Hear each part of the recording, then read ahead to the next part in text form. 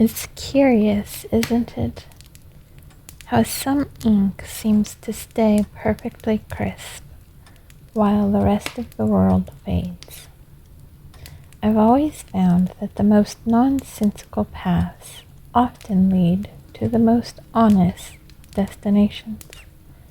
If only one has the patience to stop, listen, and follow the rabbit down, or the nonsense back up. Ah, there you are. The manor has been waiting. Come in, make yourself comfortable. Mind the tea service. It has a habit of moving when you aren't looking. I was just brushing the dust off of a particular volume, one that reminds us that sometimes, to find our way, we must first be willing to lose it entirely. This is the start of reading Alice in Wonderland. Alice's Adventures in Wonderland, it's sometimes called, by Lewis Carroll, is a children's novel published in 1865. When a curious girl named Alice spots a white rabbit with a pocket watch, she tumbles down a rabbit hole into an extraordinary fantasy world filled with peculiar anthropomorphic creatures. This pioneering work of literary nonsense plays with logic and language, creating a whimsical tale that delights both children and adults. Illustrated by John Tenniel, it helped transform children's literature from didactic instruction to pure entertainment. The American literature, that was the bio that was put on Project Gutenberg. The bio from American literature is plot overview. Alice's Adventures in Wonderland begins on a drowsy summer afternoon when 17-year-old Alice, sitting on a riverbank with her sister, spots a white rabbit in a waistcoat, muttering about being late. She follows it down a rabbit hole and tumbles into a long, disorienting fall that deposits her in a strange underground world. Unable to find the key to a tiny door leading to a beautiful garden, Alice is subjected to the first of many bewildering size changes. Drinking from a bottle labeled "Drink Me" shrinks her. Eating a cake labeled "Eat Me" makes her enormous.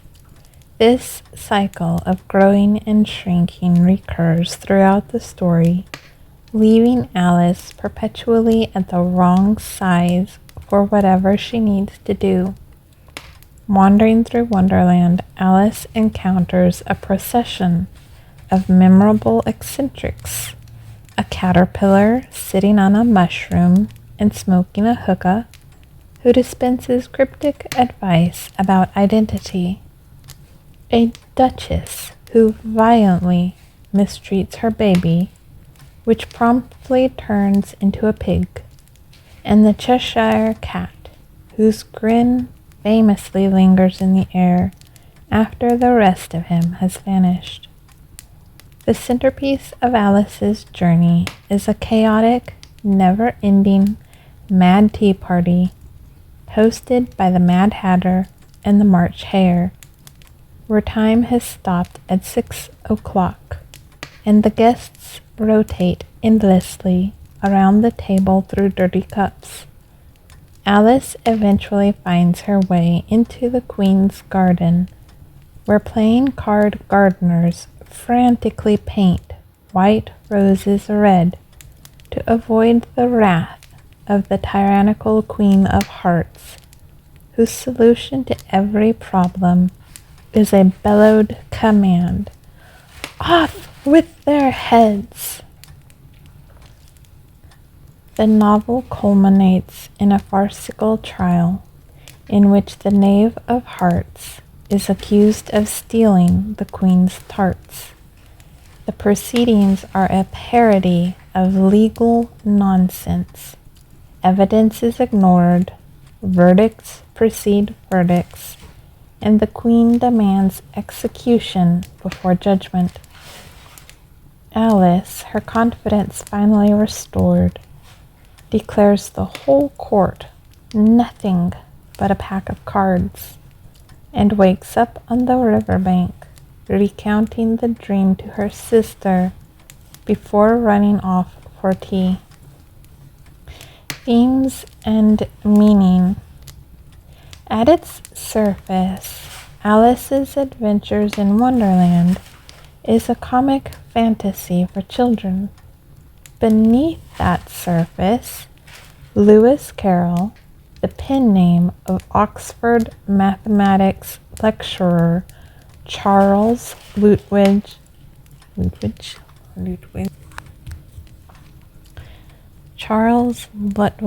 Dodson, packed the story with observations about Victorian society and the experience of growing up. The most pervasive theme is identity and self-discovery. Alice is asked repeatedly, "Who are you?" and cannot give a satisfying answer. Her identity is destabilized by each size change, by creatures who refuse to acknowledge her as she expects, and by a world whose rules shift without warning. Carroll understood that childhood is a state of constant disorientation, of being too small, then too large, then unsure what size is right. The theme of growing up runs through every chapter. Alice's 12 size changes are a physical metaphor for the awkwardness of adolescence. Her frustration with the illogical behavior of adults around her mirrors the experience of children trying to make sense of a world governed by rules they did not make. The language and wordplay that Carroll deploys, puns, riddles, literal interpretations of figurative speech, expose how arbitrary and unstable language itself is. When the Hatter asks his famous unanswerable riddle, "Why is a raven like a writing desk?" the joke is on anyone who expects sense to govern conversation. Carroll's critique of Victorian society is woven throughout.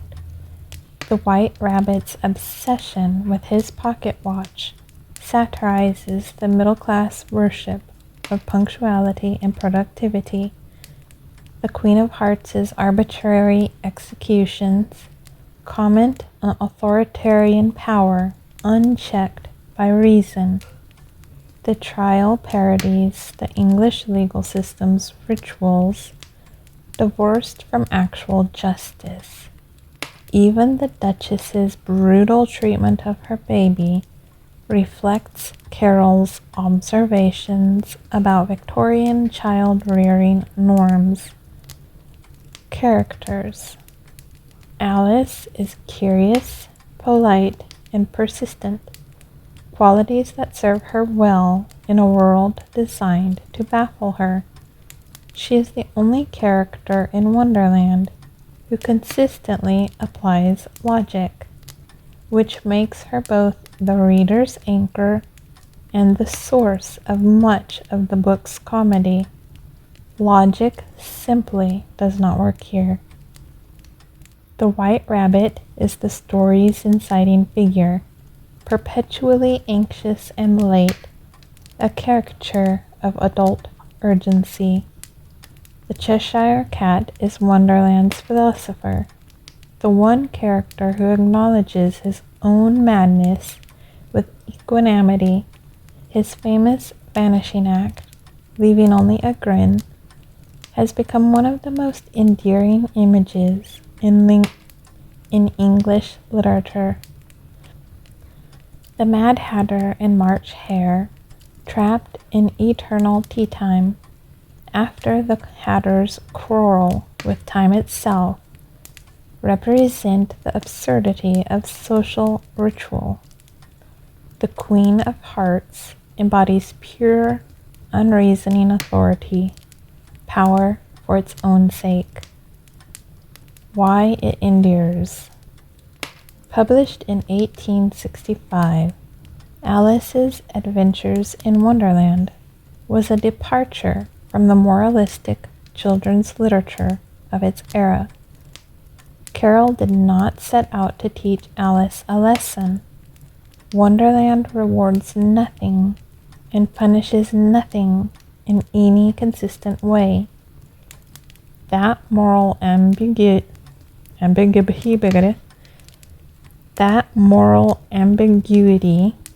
combined with Carroll's delight in language and his respect for a child's intelligence, is precisely why the book has never stopped being read.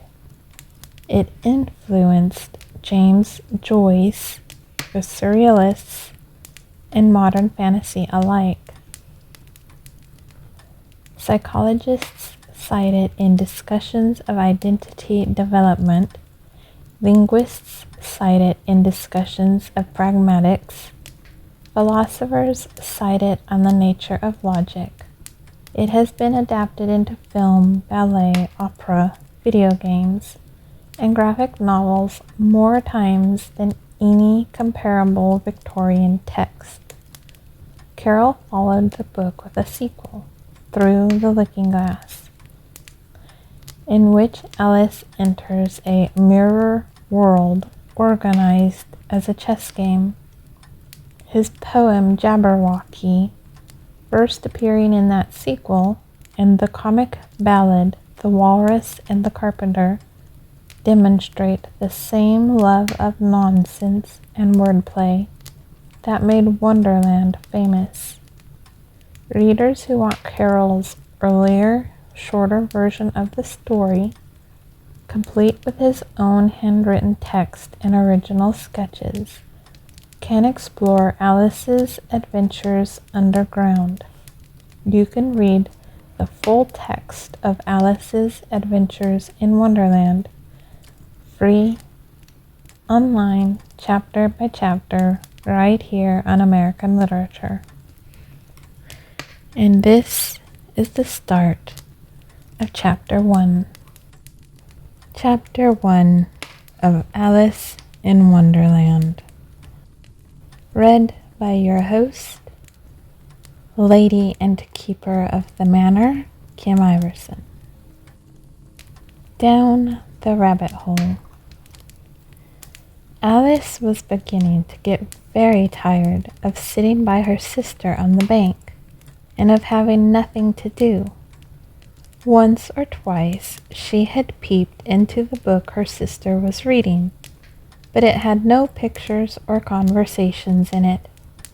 And what is the use of a book, thought Alice, without pictures or conversation? So she was considering in her own mind, as well as she could, for the hot day made her feel very sleepy and stupid, whether the pleasure of making a daisy chain would be worth the trouble of getting up and picking the daisies, when suddenly a white rabbit with pink eyes ran close by her. There was nothing so very remarkable in that, nor did Alice think it so very much out of the way to hear the rabbit say to itself, "Oh dear, I shall be late." When she thought it over afterwards, it occurred to her that she ought to have wondered at this, but at the time it all seemed quite natural. But when the rabbit actually took a watch out of its waistcoat pocket and looked at it, and then hurried on, Alice started to her feet, for it flashed across her mind that she had never before seen a rabbit with either a waistcoat pocket or a watch to take out of it, and burning with curiosity, she ran across the field after it, and fortunately was just in time to see it pop down a large rabbit hole under the hedge. In another moment, down went Alice after it, never once considering how in the world she was to get out again.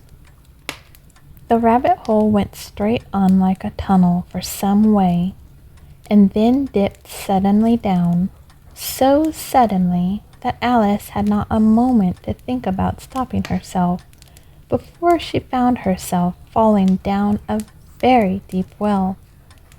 Either the well was very deep, or she fell very slowly, for she had plenty of time as she went down to look about her and to wonder what was going to happen next.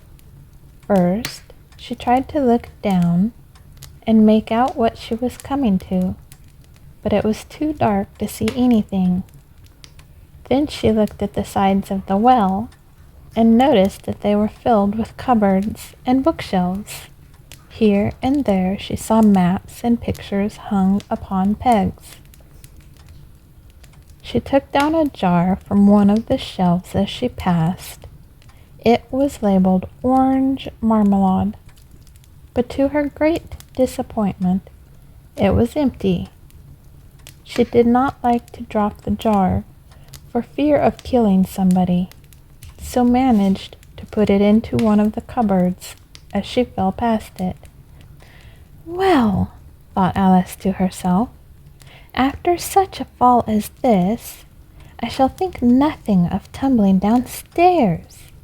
How brave they'll all think me at home. Why, I wouldn't say anything about it, even if I fell off the top of the house, which was very likely true. Down, down, down. Would the fall never come to an end? I wonder how many miles I've fallen by this time, she said aloud. I must be getting somewhere near the center of the earth. Let me see. That would be 4,000 miles down, I think.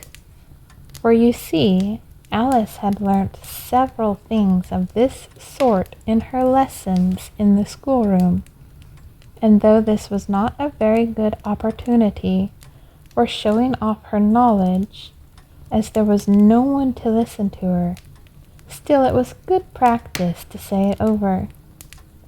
Yes, that's about the right distance, but then I wonder what latitude or longitude I've got to. Alice had no idea what latitude was, or longitude either, but thought they were nice grand words to say. Presently she began again. I wonder if I shall fall right through the earth. How funny it'll seem to come out among the people that walk with their heads downward. The antipathies, I think. She was rather glad there was no one listening this time, as it didn't sound at all the right word. But I shall have to ask them what the name of the country is, you know.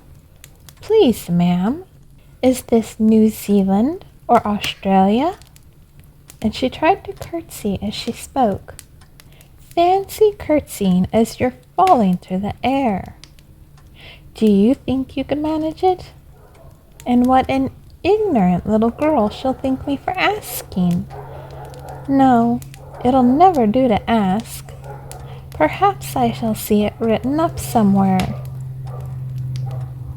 Down, down, down. There was nothing else to do, so Alice soon began talking again. Dinah'll miss me very much tonight, I should think. Dinah was the cat. I hope they'll remember her saucer of milk at tea time. Dinah, my dear, I wish you were down here with me. There are no mice in the air, I'm afraid, but you might catch a bat, and that's very like a mouse, you know. But do cats eat bats, I wonder? And here Alice began to get rather sleepy, and went on saying to herself in a dreamy sort of way, do cats eat bats? Do cats eat bats? And sometimes, do bats eat cats? For you see, as she couldn't answer either question, it didn't much matter which way she put it.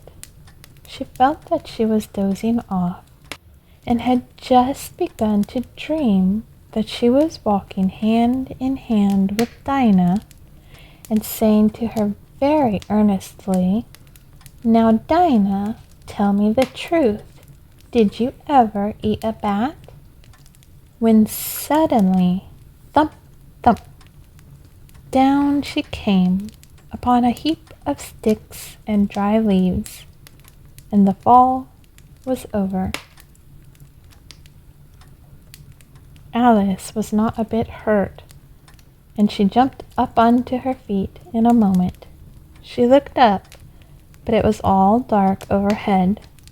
Before her was another long passage, and the white rabbit was still in sight, hurrying down it.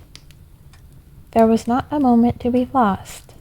Away went Alice like the wind, and was just in time to hear it say, as it turned a corner, oh, my ears and whiskers, how late it's getting! She was close behind it when she turned the corner, but the rabbit was no longer to be seen. She found herself in a long, low hall, which was lit up by a row of lamps hanging from the roof. There were doors all around the hall, but they were all locked, and when Alice had been all the way down one side and up the other, trying every door, she walked sadly down the middle, wondering how she was ever to get out again. Suddenly she came upon a three-legged table, all made of solid glass. There was nothing on it except a tiny golden key, and Alice's first thought was that it might belong to one of the doors of the hall. But alas! Either the locks were too large, or the key was too small, but at any rate it would not open any of them. However, on the second time round, she came upon a low curtain she had not noticed before, and behind it was a little door about 15 inches high. She tried the little golden key in the lock, and to her great delight, it fitted. Alice opened the door and found that it led into a small passage, not much larger than a rat hole. She knelt down and looked along the passage into the loveliest garden you ever saw.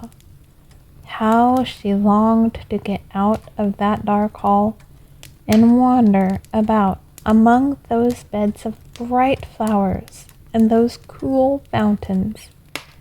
But she could not even get her head through the doorway. And even if my head would go through, thought poor Alice, it would be of very little use without my shoulders. Oh, how I wish I could shut up like a telescope! I think I could, if only I know how to begin. For you see, so many out-of-the-way things had happened lately, that Alice had begun to think that very few things indeed were really impossible. There seemed to be no use in waiting by the little door. So she went back to the table, half hoping she might find another key on it, or at any rate a book of rules for shutting people up like telescopes. This time she found a little bottle on it, which certainly was not here before, said Alice, and round the neck of the bottle was a paper label with the words "Drink me" beautifully printed on it in large letters. It was all very well to say "drink me," but the wise little Alice was not going to do that in a hurry. "No, I'll look first," she said, "and see whether it's marked poison or not," for she had read several nice little histories about children who had got burnt and eaten up by wild beasts and other unpleasant things, all because they would not remember the simple rules their friends had taught them, such as that a red-hot poker will burn you if you hold it too long, and that if you cut your finger very deeply with a knife, it usually bleeds, and she had never forgotten that. If you drink much from a bottle marked poison, it is almost certain to disagree with you sooner or later. However, this bottle was not marked poison, so Alice ventured to taste it, and finding it very nice, it had in fact a sort of mixed flavor of cherry tart, custard, pineapple, roast turkey, toffee, and hot buttered toast. She very soon finished it off. "What a curious feeling," said Alice. "I must be shutting up like a telescope." And so it was indeed. She was now only 10 inches high, and her face brightened up at the thought that she was now the right size for going through the little door into that lovely garden. First, however, she waited for a few minutes to see if she was going to shrink any further. She felt a little nervous about this, for it might end, you know, said Alice to herself, in my going out altogether like a candle. I wonder what I should be like then. And she tried to fancy what the flame of a candle is like after the candle is blown out, for she could not remember ever having seen such a thing. After a while, finding that nothing more happened, she decided on going into the garden at once. But alas for poor Alice! When she got to the door, she found she had forgotten the little golden key, and when she went back to the table for it, she found she could not possibly reach it. She could see it quite plainly through the glass, and she tried her best to climb up one of the legs of the table, but it was too slippery, and when she had tired herself out with trying, the poor little thing sat down and cried. "Come, there's no use in crying like that," said Alice to herself, rather sharply. "I advise you to leave off this minute." She generally gave herself very good advice, though she seldom followed it, and sometimes she scolded herself so severely as to bring tears into her eyes, and once she remembered trying to box her own ears for having cheated herself in a game of croquet she was playing against herself, for this curious child was very fond of pretending to be two people. "But it's no use now," thought poor Alice, "to pretend to be two people. Why, there's hardly enough of me to make one respectable person." Soon her eye fell on a little glass box that was lying under the table. She opened it and found in it a very small cake, on which the words, "Eat me," were beautifully marked in currants. "Well, I'll eat it," said Alice, "and if it makes me grow larger, I can reach the key, and if it makes me grow smaller, I can creep under the door. So either way, I'll get into the garden, and I don't care which happens." She ate a little bit and said anxiously to herself, "Which way? Which way?" Holding her hand on top of her head to feel which way it was growing, and she was quite surprised to find that she remained the same size. To be sure, this generally happens when one eats cake, but Alice had got so much into the way of expecting nothing but out of the way things to happen that it seemed quite dull and stupid for life to go on in the common way. So she set to work and very soon finished off the cake.